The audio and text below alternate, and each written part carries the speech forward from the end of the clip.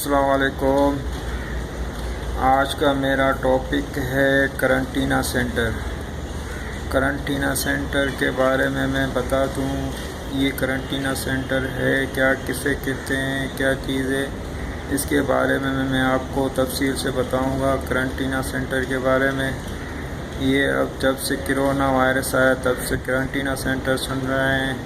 یہ کوئی نئی بات نہیں ہے، بہت ہی پرانی بات ہے۔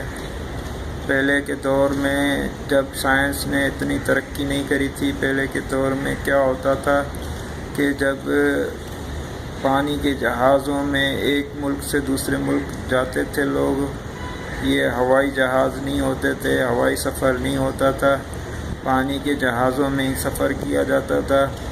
اس ٹائم پہ کیا ہوتا تھا، جب پانی کے جہاز میں ایک ملک سے دوسرے ملک کے اندر جب داخل ہوتے ہیں، وہاں پورٹ کے ساتھ ہی ایک کرنٹینہ سینٹر بنا دیے جاتے تھے۔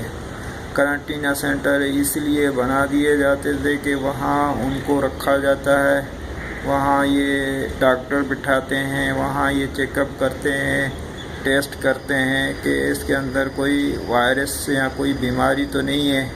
اگر کوئی وائرس یا کوئی بیماری ہو، اگر ملک کے اندر داخل کریں گے تو یہ ہمارے ملک کے لوگوں کو یہ وائرس یا بیماری دے کر جائیں گے، پھر اس طرح وائرس یا بیماری کوئی پھیلتی جاتی ہے۔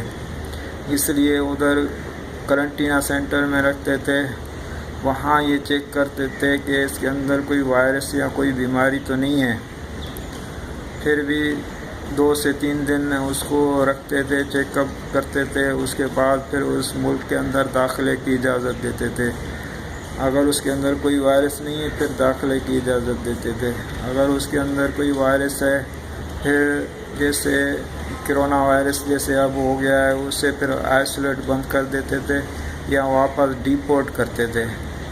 اب جب سے کرونا وائرس آیا ہے تب سے یہ کرنٹینہ سینٹر کے بارے میں بتا دوں، جب سے کرونا وائرس آیا ہے تب سے اگر باہر ملک سے کسی ملک کے اندر لوگ آتے ہیں، انہیں وہاں کرنٹینہ سینٹر میں رکھتے ہیں۔ وہاں رکھنے کے بعد ان کو ٹیسٹ کرتے ہیں کرونا کا۔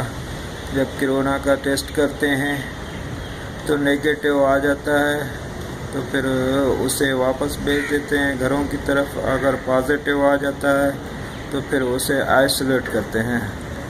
آئسولیٹ کرنے سے پھر یہ ہے کہ وائرس، اگر ان کو وائرس ہے تو یہ وائرس کسی دوسرے شخص کو منتقل نہیں کر سکتے، کیونکہ اسے بند کر دیتے ہیں۔ پھر جب 13 سے 14 دن کے بعد پھر ان کے دوبارہ ٹیسٹ کرتے ہیں۔ جب ان کو دوبارہ ٹیسٹ کرتے ہیں اس کے بعد پھر یہ وائرس کا پتہ لگاتے ہیں کہ اس کے اندر تشخیص ختم ہوئی ہے کہ نہیں ہے۔ دوبارہ ٹیسٹ میں اگر پازیٹیو آ گیا تو پھر دوبارہ رکھیں گے 4-5 دن کے لیے، اگر نیگیٹو آ جاتا ہے تو پھر اسے واپس بھیج دیتے ہیں۔